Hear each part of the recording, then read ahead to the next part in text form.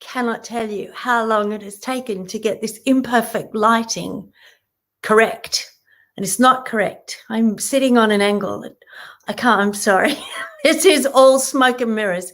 Too many years in television with bulldog clips holding my clothing together and sticky tape keeping my shoes on. Hello and welcome, and a big thank you to Better Reading Australia for having me on this evening, and how fabulous to be joining all of you to have a chat about my new book.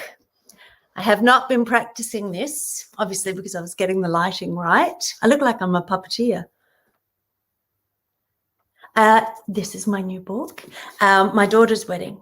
And this, I spent longer writing this book than any book I've ever written. And welcome everybody who's joining us. Thank you. I have to put my glasses on to read the comments. So I will do that in a sec. They need a clean. Such lack of professionalism on my behalf, but this is professional. And it's about mother-daughter love, which it fascinates me. My mum had a fall, and we all know what that means. Had a fall, not fell over, had a fall, which can be the beginning of a trajectory that is very confronting for families. And my daughter got married. So I was wedged in the milestones of life where I was looking at my own mortality and my relationships, both with my daughter and my mum at the same time, realizing that they kind of replicated each other. And I wanted to analyze the depth and intensity of mother-daughter love, which is, of course, hilarious as well, and incomprehensible often to male outsiders. In fact, it's territory that is, don't go there, just leave it to them. One girl was saying to me that she was fighting with her mum, talking with her mum, and her dad said, don't talk to your mother like that. And both of them turned around and said, we're just having a discussion. So it's incomprehensible. It's so incomprehensibly deep, so competitive, so rivalrous, and so passionate. And that's what I wanted to explore, of course, with humour. And I must acknowledge everybody who's here. Hello, everybody. Costa, hello. Helen, hello. Cheryl Ann, hello. Reggie, looking forward to reading it. Reggie, good on you. Jacqueline Francis, hello. Jane Tara, hello. Suzanne, I hope I've said that correctly. Roberta, what a fabulous lineup. Linda, Deb Mashed Potato. That's an interesting surname. And then we've got an interesting selection. Now, please feel free to say and ask me any questions that you want, any questions at all. And I'll tell you about the process of writing this. I started writing it just after my daughter was married. And when I was doing that, a voice just came to me that was a diary voice. I've written a diary style book before. Many of you might remember My Life as a Toilet, which I wrote 25 years ago, maybe longer, 27 years ago. It was a bestseller, and it was a teenage girl's diary, which was really fun to write, not as complex and layered as this one. It was much more about teenage smartassery, I guess you could say. And with this one, I had the mother, Nora, is writing the diary, and what we discover is that her own daughter, Hope, stopped contacting her, just moved out 4 years ago. We know she's safe because she's been in contact with her sister, who is always around Nora, but we don't know why she's disconnected from her mother.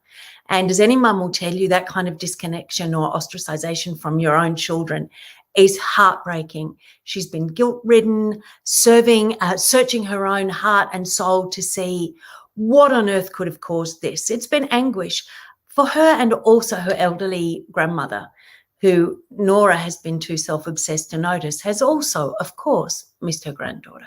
So what happens on this night, just at nearly the beginning of the book, is we get a phone call, and it's the daughter, Hope, saying that she's coming back, she's getting married in 3 weeks, and she wants the mother to organise the wedding. Insists that she does. Now, I'll just answer this question today.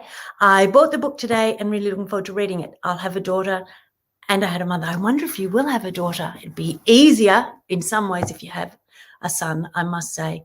Was it difficult? This is from Jane. Was it difficult digging deep into these relationships on the page?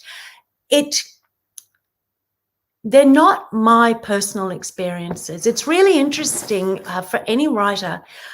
You might notice that often people don't talk about their own families until members of their families have passed away, because you never really own the boundaries of your own life. There are always other people who intersect it and connect and are impacted. And it's a very interesting notion. Do you have the right to talk about other people's lives but only with your own perception? So this is fictitious. And I really do stress it is. And once you start reading it, you'll realize, of course it is, because the characters are ludicrous. Nora's boss, Eduardo, is a famous contemporary artist. And Nora suggests that contemporary art is a great area to work in if you have no skill, because nobody can tell whether you do or not. And he's got a huge amount of ego, so that serves him well. And Nora has her two best friends, Thelma and Sula. And Sula, she went to school with, and Thelma they found in the back of a cab in the 1980s. So together with Grandma, Eduardo, the ex-husband, his wife, and Hope and her other daughter, Joy, Nora tries to get this wedding together. And while at the same time solving the issue, because finally she has her daughter with her, what did I do wrong? How can I make it better?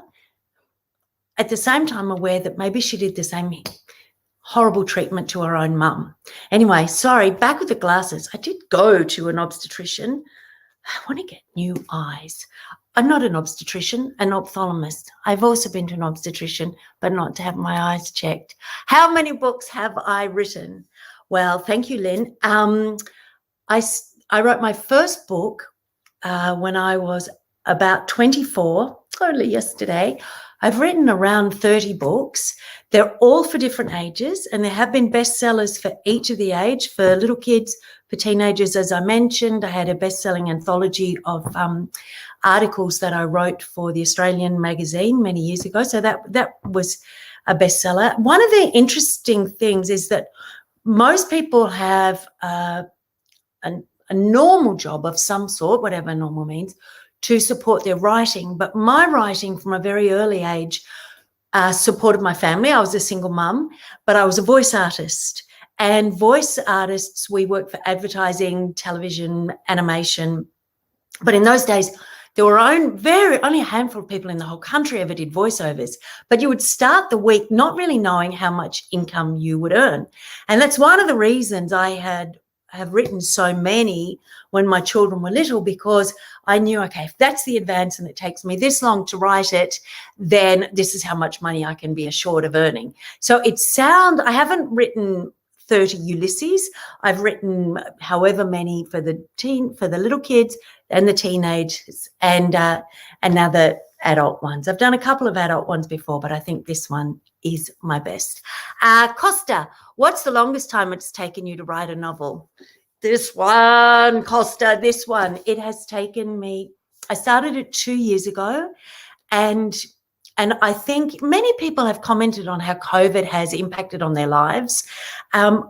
Many people have found that they cleansed and clarified things in their lives. Some people got rid of husbands, wives. Some people got rid of friends. Many people changed their jobs, and good luck to you if you've lost your job. I hope that you're okay.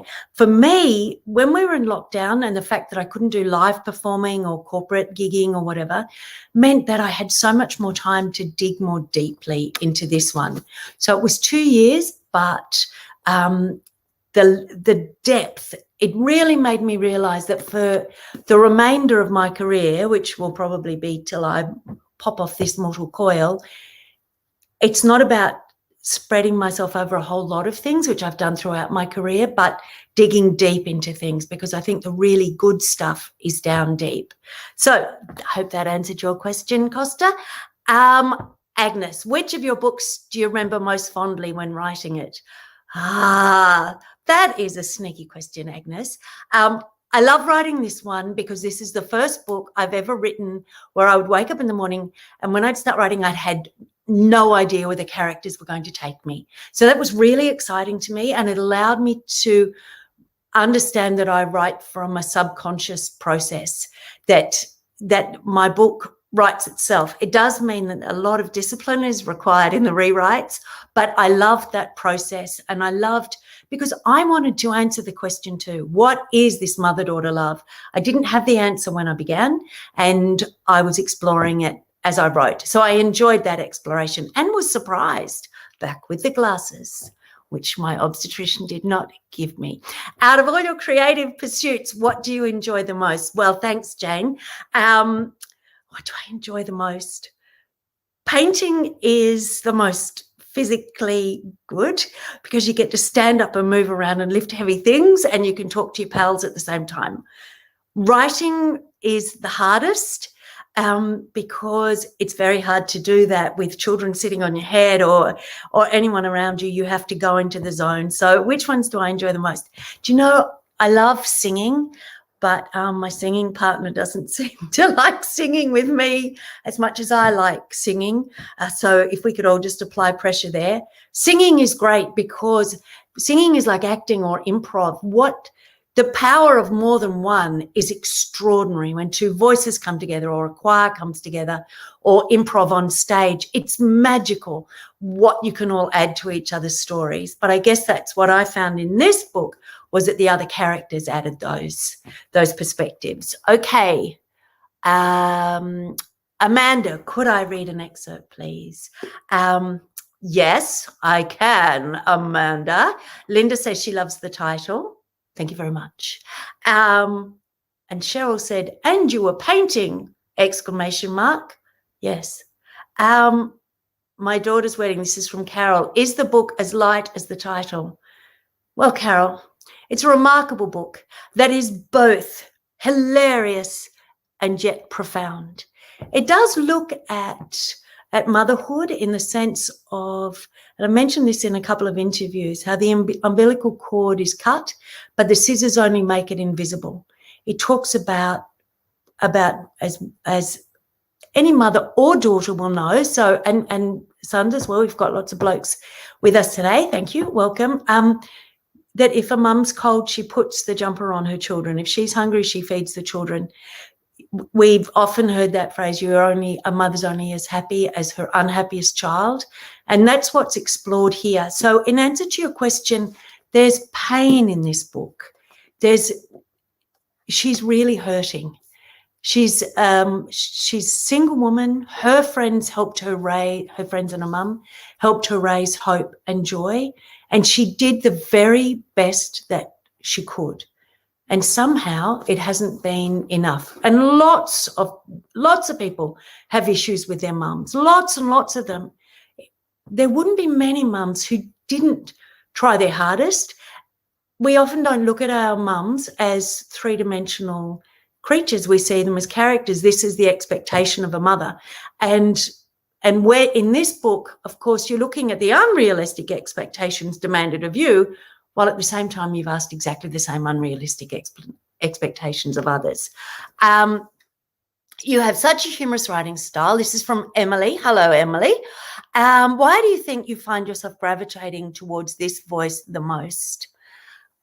Well, I find, and we had a question a little bit earlier about which art form I enjoy the most. I find writing comedy, of all writing styles. So I've written journalism. The challenge for that is that it has to be factual, and I tend to make things up. I find comedy to be the most precise writing style, other than a legal document, and we all know they ramble on a bit, that I have ever experienced. Because when you're on stage, you have your pauses to highlight humor. You have your voice, you have your costume, you have your physical presence. When you're using the written word, you only have words and spaces to define words and pauses. Everything must be done with those words. And if there are too many syllables in a sentence, it will not be funny. It is such a precise form, and finding your voice in that is such a challenge. And as I mentioned, I wrote this one, My Daughter's Wedding, because I wanted to answer the question, and I love a challenge. So I write comedically because it challenges me, because it makes me laugh, and also because, just have a bit of a social political comment, I think that we forget to enjoy life sometimes. There's so much pressure to look at our superannuation and how many investment properties you've got, acquisition, not how much did you laugh today or how much joy did you bring to somebody else. So I think they're really, really vital things, and that's why I like to share humour as well. It's just the most perfect way to look at something that's really challenging, because it's a little bit like when I was growing up, the mums used to chop up the vegetables and put them in the spaghetti bolognese. I chop up the vegetables and put them in this spaghetti bolognese. So thank you for that question. Hello, Rachel says hi. Hello. Rebecca says, I've loved reading it this week. Thank you, Rebecca. That is very nice of you. Julie Foster, I see that you narrated the audiobook yourself. What was that experience like? Did you want to change it again as you read it out loud, or do we hear it exactly as it formed in your head? Well, unlike some other writers who profess to only do one draft, I do a million drafts to find that voice and find that rhythm that I was talking about. So when I read the audiobook, and those who were with us right at the beginning know that I mentioned I have been a voice artist for many years of my life. When I read it, you're absolutely right, I was a little bit scared. This is for the audiobook, because I thought, oh my God, what at this late stage, as I'm reading from the book, it's going to take, the book is coming out in a few days. What if I discover a mistake in it? And I did. I discovered one mistake, couple of typos, but that happens in a lot of books. But I have one character, but I'm not even going to highlight, who is in a conversation who shouldn't be. But that just means you all have to buy the reprint to find out. What am I writing next? I'm exploring love. This is from Melissa's question. It occurred to me, and I guess this is following on from the mum concept, that so often we don't tell the people we love that we love them. And the next story I'm writing, which hopefully we'll all tune in for again, is about somebody who didn't realise how loved she was until she dies, which is just a bit too late, isn't it? All right, Mary says, sounds like a fabulous book. Thanks, Mary. You're referring to My Daughter's Wedding. Cheryl says nuance, and that's a very nuanced comment there, Cheryl. Thank you very much. Beatrix Potter says, was it just a tad of your mothering experience in this book? Well, interrogator Beatrix, was there a tad? Well, I, of course, was a perfect mother. Was there a tad?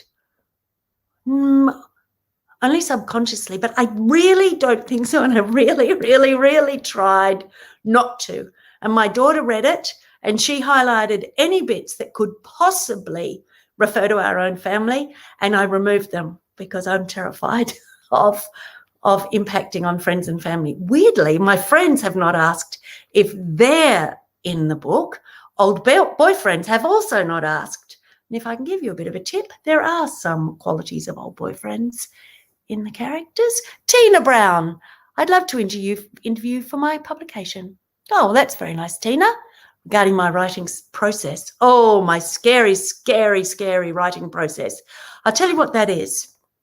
I wake up, this is for anyone who is thinking of writing or thinking, I am a writer, but I didn't write 8 hours a day. I don't write like that. A really important part of writing is knowing what rhythm and flow works best for you. That's really, really vital. So I wake up too early, about 6:15. I toddle over to the kitchen, that makes it sound like I live in a caravan. I don't live in a caravan, live in a nice place. That is not that caravans are not nice, but it's a bit bigger than that. And I toddle the acres, the miles I walk, the kilometres to the kitchen, and I make a cup of coffee, and then I go back and I sit up in bed because my subconscious, I'm still in this dreamlike state. And I find if I can get an hour and a half done from 6:30 to 8, and I've got a flick in between the current affairs because, I have to comment on that during the week, social political affairs. If I can get an hour and a half done by 8, then I've done my word count and got to the place I want to be. If I don't start till after 8, it will take me 9 to 10 hours to achieve the same amount. So just a tip for people, you may not want to wake up that early. I wouldn't. And also that is a writing method that works for those who don't have children sitting on their heads. I wrote a lot of books with children sitting on my head when they were growing up.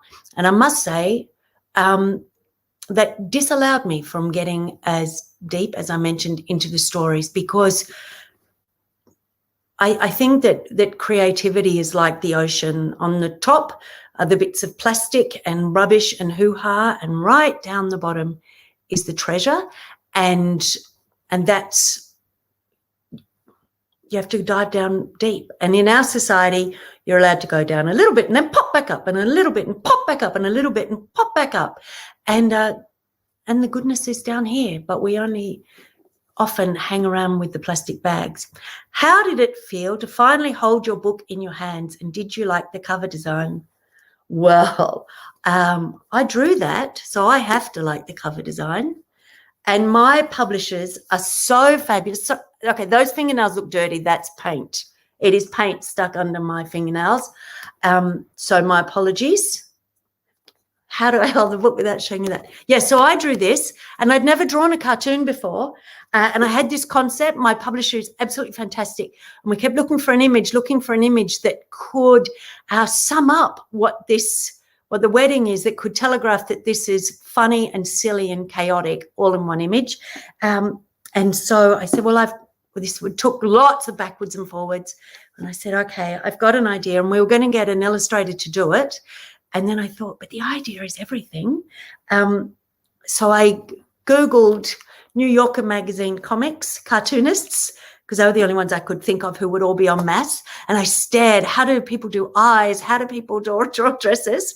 And then I got little figures, poses from various bits and bobs I found on the internet, and then I made different ones into a cartoon and joined them all together. So do I like the cover design? Yes, I do. I hope you do too. And we had a beautiful designer who chose these wonderful colors, and the gloss, I wish you could eat it as well, because it does look edible. Beatrix says, I love the cover. Thank you very much. Cheryl, who can see fingernails, not wearing specs? Good on you, Cheryl. Good on you. Now, we haven't got long, but we did have, thank you, Mary, saying it sounds fabulous. I'll read a little bit to you from the beginning, just right from the very beginning, if you like. I mean, really, I can't hear you if you don't like. I guess you'll just write, stop. I'll just read a very little bit to you so you can hear her voice, which is my voice, ironically.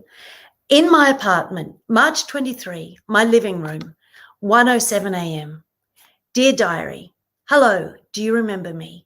My name is Nora Fawn. You were given to me when I was a 26-year-old mum, a 4-year-old Joy, and a brand new baby called Hope. You might not recognize me nowadays. I look much prettier then. Aging makes us all look like we've melted. I was married in those days too, to Leonard. We lived in the burbs in a solid brick house with a bindi popped lawn that was more stimulating to walk on than the suburb was to live in.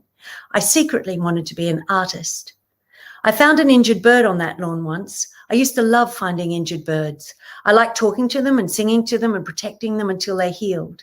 Well, usually the birds healed, but that bird I found on the lawn didn't. Leonard threw it out with our dinner scraps when I fell asleep reading to our Joy. The next morning he told me he'd thrown the bird out after it died, but I knew that wasn't true. I remembered I'd heard it calling when I woke in the night. It must have been calling from inside the bin. I still feel bad that I ignored it, but in my defense, in my half-awake days, I thought the chirping was Leonard trying to seduce me. So from that excerpt, you can see that it's from a place of pain, but also humor. And to doubly answer or extend on the answer that I gave earlier, I know in my life that the terrible stories that happen to all of us I'm going to retell at some point to my friends or maybe even on stage as something funny. So what I try to do in life is when the experience happens, there's normally this period of agony and the whole rainbow of hideous emotions, and then boom, boom, boom, we find it funny. So I just try to squish that. So we squish that time so that the funny comes sooner with less pain. And this book, as many of you have noticed, it runs in tandem. You'll think you're on a funny, but there's pain. They're parallel all the time, and then one will rise and then the other. They take over from each other. I mean, people say that they laugh and cry, hopefully in all the right parts. Cheryl said she felt sad. Yes, but you laughed as well, Cheryl. Cheryl, what else have we got? And where have all the bindies gone? Where have bindies gone? I don't know. Donna says she felt sad too. Come on, ladies. There were jokes too, as you know. I hope that you really love this book. I think it's the beginning of a new chapter for me creatively, and we talked about other art forms. Finding your real voice as an artist or as a human being is a really challenging thing. And this is the first one where I've really looked at something that was aching in my heart and wanted to share it with people. This one, I know that it's arriving in a safe place because so many mothers and daughters, women in general, experience these emotions and these relationships. From here, it'll be really interesting because I'll be moving a little bit further afield from this snug relationship, which makes me feel so bonded with women. And just before I leave that subject, it is also a celebration of female friendship. And in particular, you know, we have at the moment the usual terrible imbalance of power in our society as regards women. But I think the more we get out and celebrate how brave, and the mother in this, she womans up. She doesn't man up, she womans up, and she's tough and finds a strength and beauty inside herself that I think we all have. And I'm not supposed to go over that time. And like a true voiceover artist, the last question, just 30 seconds I've got to go. Jessica says, her partner loves me. He wants me back on Big Brother. Well, he'd have to have a very big checkbook for that. No, other people have taken over that chapter, and I wish them all the very best. This is where I am now, but thank you. Can't wait to get it. Is it on Audible? Yes, it is. Yes, we do need to support each other. Absolutely. And Rachel says that she can't wait to read it. Thank you. There are so many comments that I'm trying to get through. This is my first time doing something like this. So thank God you were all there. Otherwise, I would have had to make up my own weird little questions and answers, which I did not put forethought into, but you made it possible that I didn't have to. So I believe I have to stop now, but I want to thank you, and please feel free to follow me on whatever platform you want and share your thoughts because I'm really interested in them. Writers need readers, and you guys are fabulous. And yeah, thank you very, very much for this opportunity. Have a good night. I don't know if I hang up or you hang up.